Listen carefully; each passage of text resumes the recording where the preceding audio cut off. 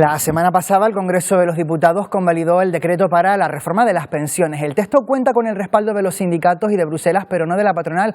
¿Cómo lo ven los pensionistas? Saludamos ya a Carmen Pérez Núñez, que es portavoz de la Plataforma en Defensa de las Pensiones Públicas aquí en las Islas. Muy buenos días. Hola, muy buenos días. Bueno, en líneas generales, ¿les convence esta reforma? Hay una parte que sí nos convence y hay una parte que no. Que nos parece que continúa en una política de dificultar el acceso de los futuros pensionistas a un derecho como es el derecho a las pensiones. Es decir, nuestra posición está en un análisis de dicha reforma enmarcada dentro de lo que ha sido toda la reforma en su conjunto, porque no olvidemos que esta es la última pata de la reforma, y en ese sentido pues hemos visto cómo sí han habido unos determinados avances, incluso muy cercanos a nuestras reivindicaciones, como ha sido la revalorización de las pensiones. Sin embargo, hay otros aspectos muy peligrosos, como es los planes de pensiones privadas, que en esta última pata también se refuerzan, o como es la introducción de más años para calcular la cuantía final de nuestras pensiones. Nosotros pensamos que esa ampliación, por ejemplo, de los años perjudica muy mucho precisamente a quien se intenta beneficiar por otro lado, que es a las mujeres, ¿no? Porque muchas de ellas no consiguen llegar ni siquiera a los 25 años cotizados, menos lo lograrán a los 29, y no olvidemos que dentro de 20 años se implanta definitivamente los 29. 20 años son muy largos, ¿no? Y hemos visto como si no batallamos en muy poco tiempo pueden producirse otro tipo de medidas que recorten incluso los avances que tengamos en estos momentos. La gran pregunta que todos nos hacemos en estos días es si esta reforma, sobre todo ese último bloque pactado con los sindicatos, también con el apoyo de Bruselas, va a garantizar a medio y largo plazo el sistema de pensiones público. El sistema de pensiones públicos estaba garantizado ya. De hecho, nosotros estamos pidiendo que se realice la auditoría para que efectivamente se compruebe que el sistema es sostenible.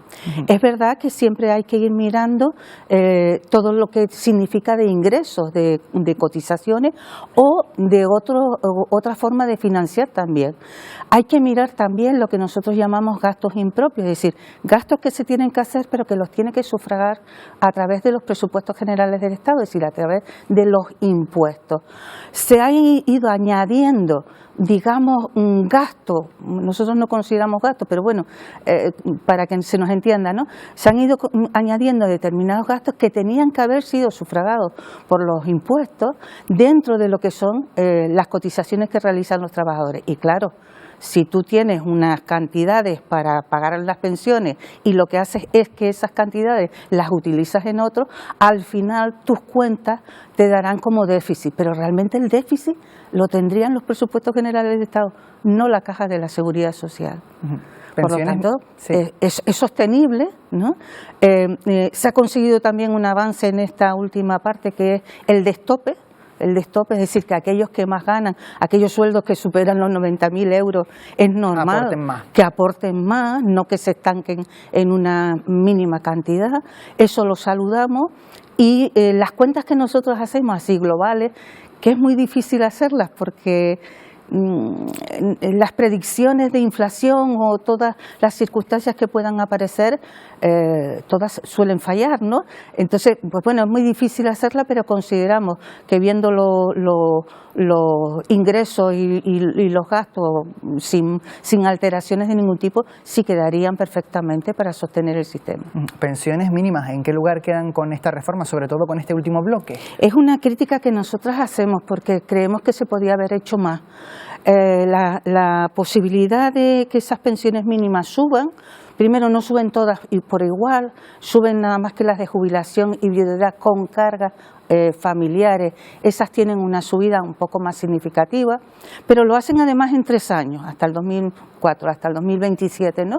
Y esas subidas en 4 años, por ejemplo, una pensión de jubilación con carga familiar subiría unos 100 y pico años en 4 años, que tampoco es tanto, ¿no?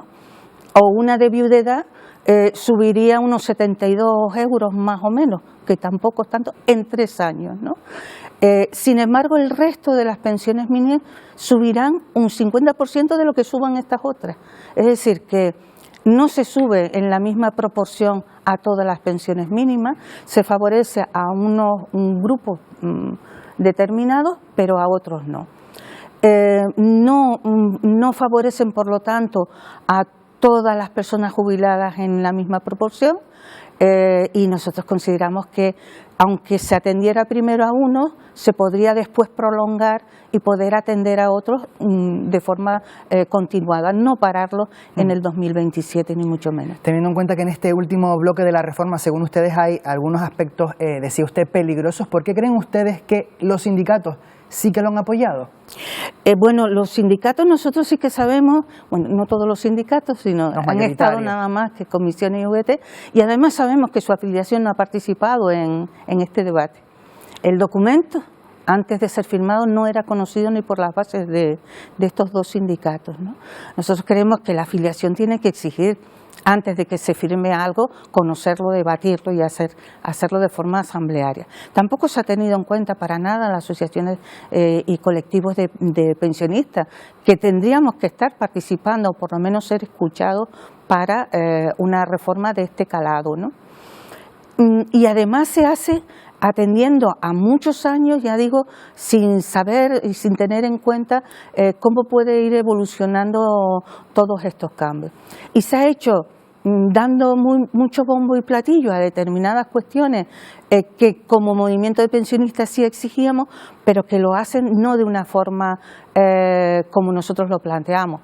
Por ejemplo, las subidas de las mínimas se hacen con respecto al umbral de pobreza.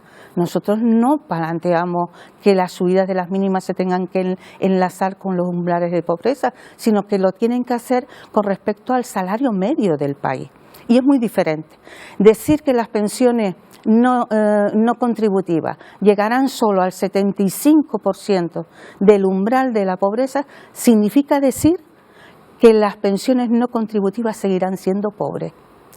Decir que el resto llegará al umbral de la pobreza significa también decir que las pensiones mínimas se quedarán en la pobreza. Un gobierno progresista y unos sindicatos que se supone defienden a la clase trabajadora deberían de tener unas mejores perspectivas, ¿no? Pues Carmen Pérez Núñez, portavoz de la Plataforma en Defensa de las Pensiones Públicas aquí en el Archipiélago, muchísimas gracias por habernos acompañado esta mañana. Gracias a ustedes. Buenos días. Buenos días.